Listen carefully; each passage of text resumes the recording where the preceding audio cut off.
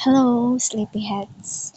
So today, magse-share lang ako kung paano tanggalin yung autopay sa Dito SIM. So first, 'di ba magsu-subscribe kayo sa mga promo na merong autopay, which is dito sa Buy Promo?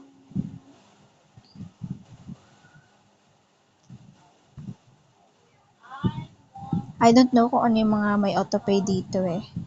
Kasi first time ko autopay kanina. Nag-avail ako ng dito Level Up with autopay. Ayan. So, merong nag-text. Ito may mga autopay. Dito level up 99 with autopay.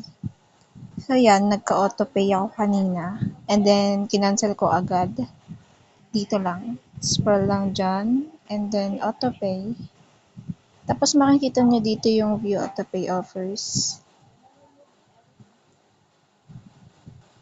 And then, yan, my promo. Dito na lang siya ika-cancel yung autopay nyo. That's all. Thank you.